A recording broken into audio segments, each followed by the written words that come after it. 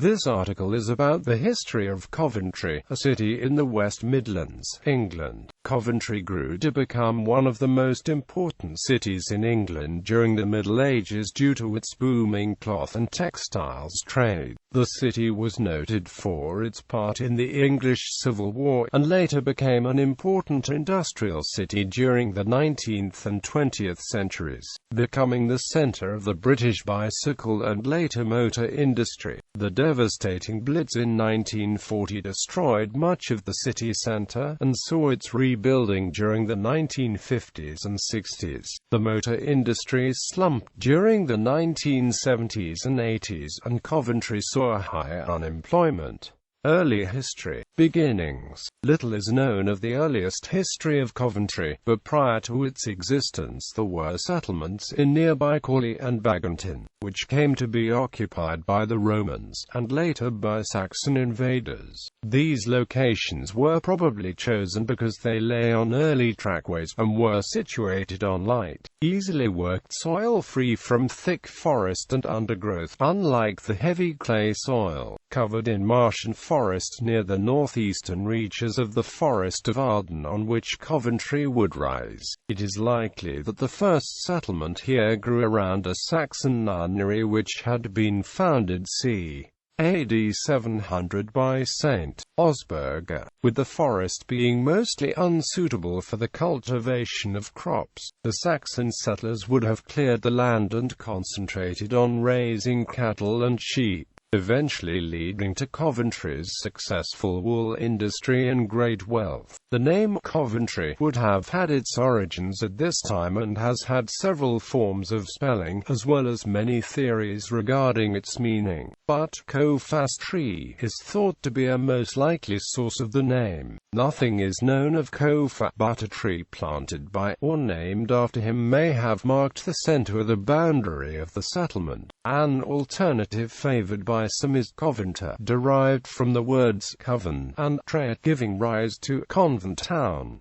Origins of St. Mary's Priory and Cathedral. The first chronicled event in the history of Coventry took place in 1016 when King Canute and his army of Danes were laying waste to many towns and villages in Warwickshire in a bid to take control of England, and on reaching the settlement of Coventry they destroyed the Saxon nunnery. Leofric, Earl of Mercia, and his wife Lady Godiva rebuilt on the remains of the nunnery to found a Benedictine monastery in 1043 dedicated to Saint Mary for an abbot and 24 monks. Leofric had been appointed earl by Canute and was one of the three most powerful men in the country, while Godiva was already a woman of high status before marriage and owned much land. He and his wife, the noble Countess Godgifu, a worshipper of God and devout lover of St. Mary Ever Virgin, built the monastery there from the foundations out of their own patrimony, and endowed it adequately with lands and made it so rich in various ornaments that in no monastery in England might be found the abundance of gold, silver, gems and precious stones that was at the time in its possession. Edward the Confessor, who had been crowned king by this time, favoured pious acts of this nature and granted a charter confirming Leofric and Godiva's gift. According to the popular story, Godiva took pity on the people of Coventry, who were suffering grievously under her husband's oppressive taxation. She appealed again and again to her husband, who obstinately refused to remit the tolls. At last, weary of her entreaties, he said he would grant her request if she would strip naked and ride through the streets of the town. Godiva took him at his word and, after issuing a proclamation that all persons should keep within doors and shut the windows, she rode through the town, clothed only in her long hair.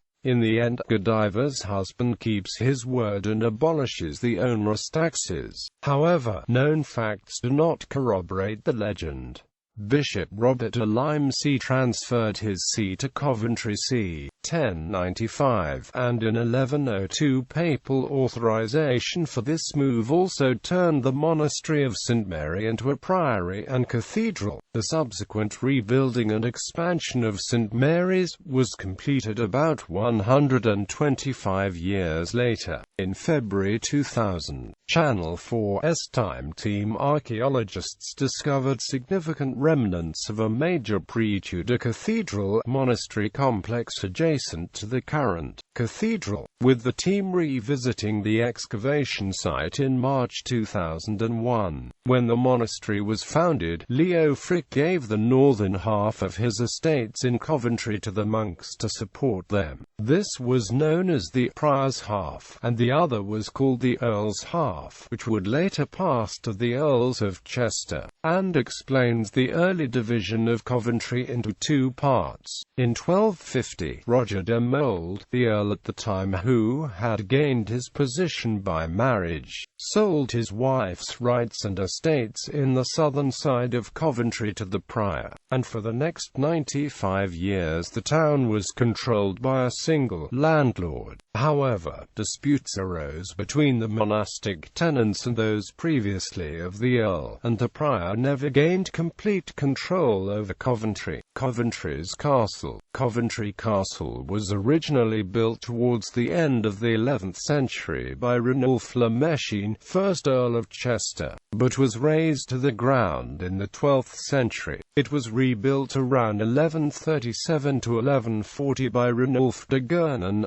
2nd Earl of Chester, who successfully held it against King Stephen during the civil war known as the Anarchy. Although the exact location of the castle is unknown, Broadgate, Coventry's city centre, refers to the Broad Gate, or main approach to the castle, which therefore must have been situated in its vicinity. In time, merchants and tradesmen settled around the monastery and castle. A market was established at the monastery gates. New houses multiplied and two churches were built, Holy Trinity for the tenants of the Prior's half, and St. Michael's for those living in the Earl's half. From then on, Coventry began to develop a more organized layout. Streets appeared and, similar to London and other old cities, trading quarters came into being. Ranulph was succeeded as Earl by his rebellious son, Hugh de Cavelic, 3rd Earl of Chester, who in 1173 held Coventry's castle against King Henry II. Henry sent a strong force to Coventry, which almost certainly severely damaged the castle. Over the years, what remained of the castle fell into disuse and eventually disappeared, and from the 13th century the manor house at Chilesmore took its place as the Earl's residence. One of the last mentions of the castle was in 1569, following the Catholic rising of the north. Mary, Queen of Scots, was rushed south from Tutbury Castle to Coventry. Elizabeth I sent a letter instructing the people of Coventry to look after Mary. She suggested that Mary be held somewhere secure such as Coventry Castle. However, by that time it was too decayed and Mary was instead first held at the Bull Inn, Smithford Street, before being moved to the Mayoress's Parlour in St Mary's Guildhall. Following the defeat of the rebels, Mary was once more sent north to Chatsworth in May 1570. Growth and prosperity. Coventry may have remained a place of little importance had it not been for the benefaction of Leo Frick and Godiva in founding the monastery. However, its growth was also assisted by other factors. Running through the town was the River Sherborne, which provided a source of water and power for mills, and there were plentiful supplies of timber nearby for fuel and building purposes. Stone was quarried mainly at nearby Whitley and Chilesmore, and there was good arable land and extensive commons all around Coventry. Its central location and proximity to the old Roman Watling Street and the Fosse Way made it ideally situated for trade. Early trade and produce. The inhabitants of Coventry themselves influenced the development of the town when between 1150 and 1200 they obtained 3 charters granted by the Earls of Chester and by Henry II. One of the privileges guaranteed that any merchants coming to the town would be free to trade in peace, and if they wished to settle they would be free of rent and use for a period of 2 years from when they began to build. This quickly encouraged the exchange of local produce such as wool, soap, needles, metal and leather goods. The abundant grazing land around the town, suited to sheep farming and wool production, enabled it to become a center of many textile trades by the 13th century, especially those related to wool. Coventry's prosperity then rested largely on the dyers who produced Coventry blue cloth, which was highly sought after across Europe due to its non-fading qualities, and which is believed to be the origin of the term true blue, i.e., remaining fast at true.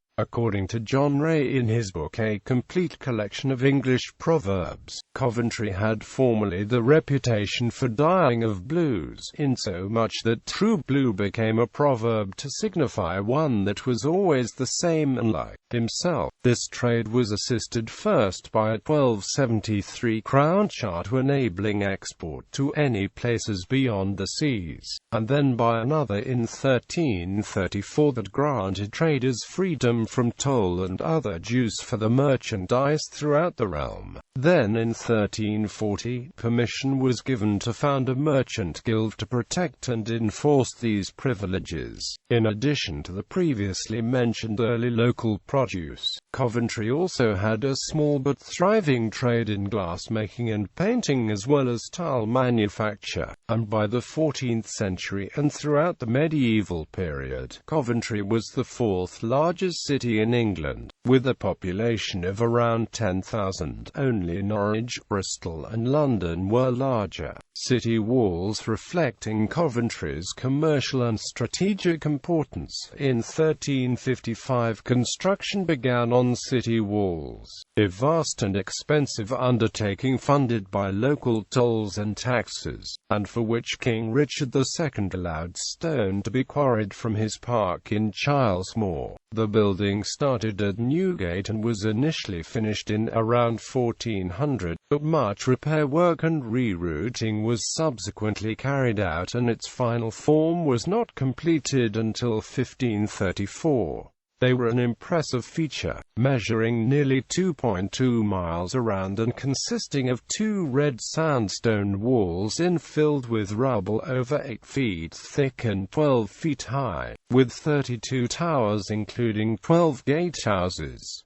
With its walls, Coventry was described as being the best defended city in England outside London. Major buildings. By the 15th century, the size of the city had become more or less fixed and its streets and main buildings had largely been completed. Within the city walls were a number of impressive churches, in addition to Holy Trinity, by this time considerably enlarged, and St. Michael's, which had been rebuilt as one of the largest parish churches in England with a magnificent tower and spire. The nearby priory with its cathedral church now dominated the scene and is thought to have possibly had 3 spires itself. The Church of the Grey Friars also had a spire, while the Guild Church of St. John the Baptist at Bab Lake had a short square tower. The White Friars, the Carmelites, had a church not far from the remains of the friary, and there was also a church that belonged to the Hospital of St. John. The guest house on the corner of Palmer Lane provided lodgings for pilgrims to the priory, and there were numerous inns in the city to cater to the needs of travellers, merchants and local inhabitants. In 1465 the Coventry Mint was established where nobles, half-nobles and groats were coined, but it was disbanded added a few years later, and the Golden Cross,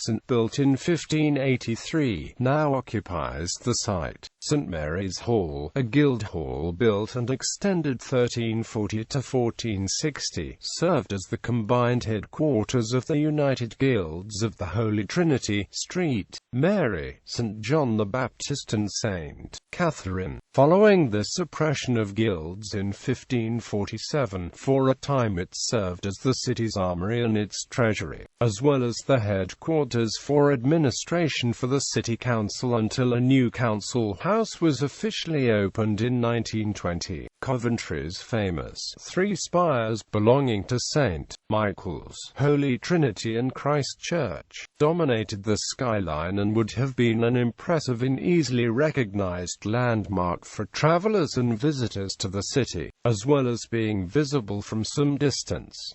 When he visited Coventry c. 1540, the noted antiquarian John Leland was impressed by the many fair towers in the wall and stately churches in the heart and middle of the town, as well as its many fair streets, well builded with timber, royalty and parliament. The growing importance of Coventry was reflected in the number of royal visits it received, and in recognition of its status, Coventry was granted a city charter by King Edward III in 1345, endowing it with the rights of self-government such as the privilege of electing a mayor. On one notable occasion, King Richard II assembled all the nobility of the realm on Gosford Green in 1398 to witness the combat between Henry Bolingbroke, the Duke of Hereford, and Thomas de Mowbray, 1st Duke of Norfolk. Discord had grown between the two dukes and it had been decided that they should settle their differences in battle, but they were exiled instead to avoid bloodshed. Norfolk for life, Bolingbroke for 10 years. On several occasions Coventry was briefly the capital of England. In 1404, Henry IV summoned a parliament in Coventry as he needed money to fight rebellion, which wealthy cities such as Coventry lent to him, while both Henry V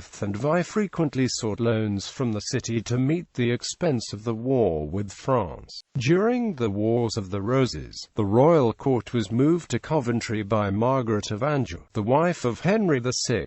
On several occasions between 1456 and 1459, Parliament was held in Coventry, which for a while served as the effective seat of government. But this would come to an end in 1461 when Edward IV was installed on the throne. In 1451, King Henry VI granted Coventry a charter making Coventry a county in itself, a status it retained until 1842 when it reverted to being a part of Warwickshire. During the county period it was known as the County of the City of Coventry. The original City Hall was replaced by the current building in 1784, which is still known as County Hall, as a relic of this period. Charles Moore Manor House, currently the home of Coventry's Register Office, lists Edward, the Black Prince and Henry VI among the royals who lived there. Parts of the building date to 1250, but those remnants of the main house that survived the Second World War were demolished in 1955.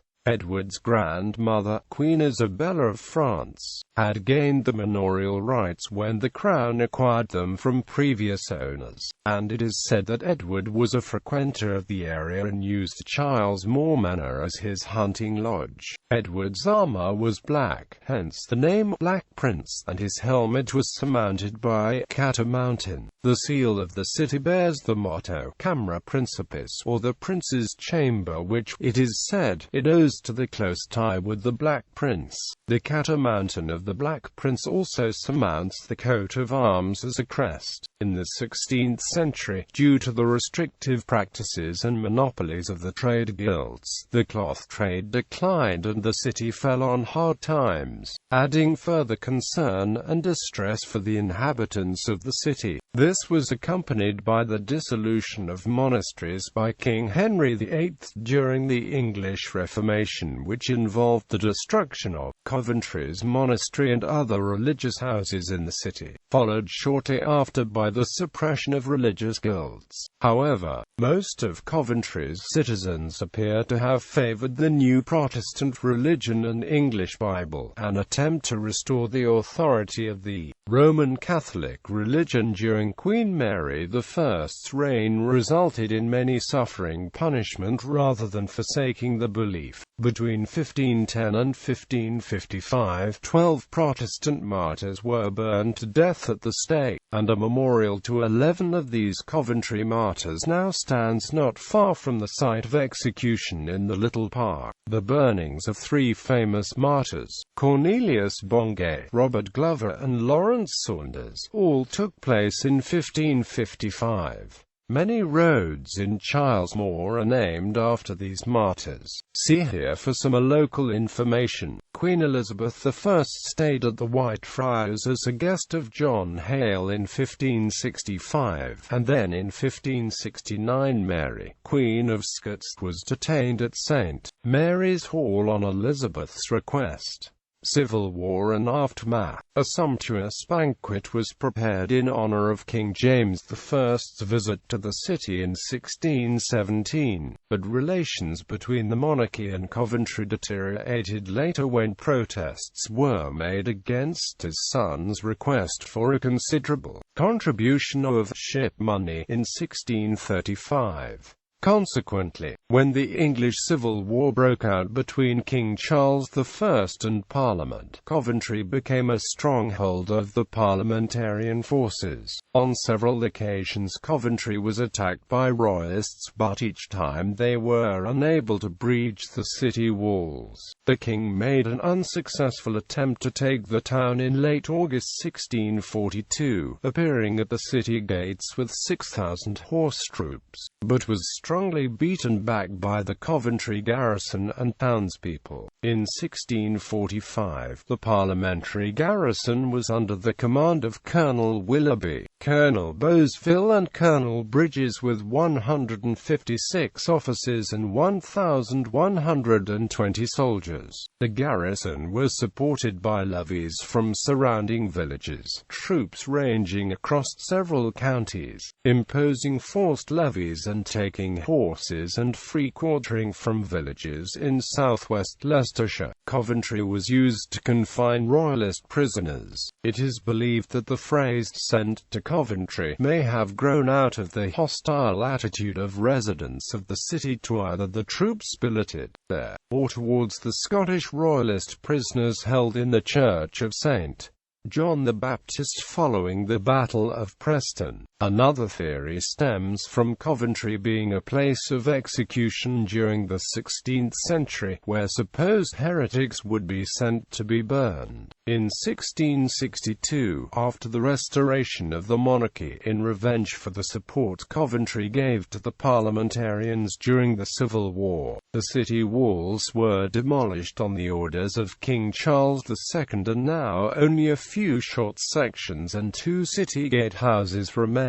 When his brother King James II visited the city in 1687, he received a magnificent reception in an outward show of loyalty to the crown. But within 2 years most of the same people were celebrating the coming of William of Orange. Industrialization. During the industrialization phase of Coventry's evolution, connections were made with the expanding national transport networks. The Coventry Canal was opened in the late 18th century, and one of the first trunk railway lines, the London and Birmingham Railway, was built through Coventry and opened in 1838. Textiles. It is known that a silk weaving company was founded in Coventry in 1627, and at around the start of the 18th century, a ribbon weaving works was established by Mr. Bird, assisted by a number of Huguenot refugees who brought with them silk and ribbon weaving skills. From small beginnings, the trade grew rapidly, and by the end of the 18th century it had become the basis of the city's economy. Coventry began to recover, and again became a major centre of a number of clothing trades. At first single shuttle hand looms were used, later joined by the engine and many shuttle looms, and by 1818 there were 5,483 single hand looms and 3,008 engine looms in Coventry, with nearly 10,000 workers employed in the trade, rising to a peak of 25,000 in about 1857. A major employer was J&J Cash Limited, a silk weaving company founded in the 1840s by John and Joseph Cash in Foles Hill. This first industrial boom came to a sudden end during the 1860s when foreign imports killed off the industry, and Coventry went into a slum. However, before long other industries began to develop and Coventry regained prosperity. Industries which developed included watch and clock making, manufacture of sewing machines, and from the 1880s onwards bicycle manufacture, clocks and watches. In the 18th and 19th centuries, Coventry became one of the three main UK centres of watch and clock manufacture and ranked alongside Prescott, near Liverpool, and Clerkenwell in London. However, the origins of clock and watchmaking in the city can probably be traced to the latter half of the 17th century. Samuel Watson, who was Sheriff of Coventry in 1682, became famous for making an ingenious astronomical clock. John Carr, a watchmaker from Coventry, had set up his own business in London by 1695, and the Mayor of Coventry in 1727 was a watchmaker named George Porter. The firm of Vale was established in the late 1740s, and Rotherham's set up business in 1750. The next 60 years saw a rapid development in the trade, with factories employing a number of specialized workers springing up alongside the workshops of individual master craftsmen. From 1825 to 1850, Coventry's business in watches almost doubled, and in 1861, some 2,037 people were employed in the trade. As the industry declined from 1880 onwards, due mainly to competition from American and Swiss clock and watch manufacturers, the skilled pool of workers proved crucial to the setting up of sewing machine and bicycle manufacture, and eventually the motorcycle, automobile, machine tool in aircraft industries. However, Rotherham's were still making 100 watches a day in 1899 when many watchmakers had gone out of business. Cycles. The origins of cycle production in Coventry lie in the manufacture of sewing machines at the Coventry Machinists Company, established in 1861 by James Starley. The company produced several successful models of sewing machine, and in 1868, Starley and his company were persuaded to manufacture the French-designed bone shaker bicycles. Starley developed the design which led to the penny farthing type and more practical tricycle designs. But ultimately it was his nephew John Kemp Starley who was responsible for inventing the first modern bicycle, the Starley Safety Bicycle, produced by Rover in 1885. It was the first bicycle to include modern features such as a chain-driven rear wheel with equal-sized wheels on the front and rear. By the 1890s the cycle trade was booming, and Coventry had developed the largest bicycle industry in the world. The industry employed nearly 40,000 workers in the 248 cycle manufacturers that were based in Coventry. The peak year was 1896, but in 1906, for example, the Rudge Whitworth Company alone made 75,000 of the 300,000 plus cycles manufactured in the city that year. Effects on the city. This period of industrial growth was reflected in changes to the size and character of the city. The city walls had been largely pulled down in 1662, but otherwise at the beginning of the 18th century its plan and appearance had changed little and was basically medieval with very old buildings, some much decayed. The city may be taken for the very picture of the City of London. On the south south side of the Cheapside before the Great Fire, the timber-built houses, projecting forwards and towards one another, till in the narrow streets they were ready to touch one another at the top. The advent of toll roads, regular stagecoach services and increased road traffic meant that the old city gates that had been designed for the access of horse and cart now restricted the flow of traffic. 5 of them were removed during the 18th century, and all but 2 of the remainder were demolished the following century. With industrial growth there was a corresponding rapid increase in population for which housing was needed. As all the existing streets were already built up, new houses were built on the remaining open spaces as well as on gardens and land at the rear of existing properties, and others were built outside the area of the old city. Over a period of 30 years, the number of houses in Coventry almost doubled from 2,930 in 1801 to 5,865 in 1831. In 1842 an Act of Parliament took away Coventry's county status and redefined its boundaries as a city, but in recognition of its need to expand, the revised boundaries enclosed 1,486 acres, a considerably larger area than that of the old walled city. During the next 50 years, there were another 2 boundary extensions which absorbed further outlying districts, increasing the enclosed area to 4,417 acres in 1899.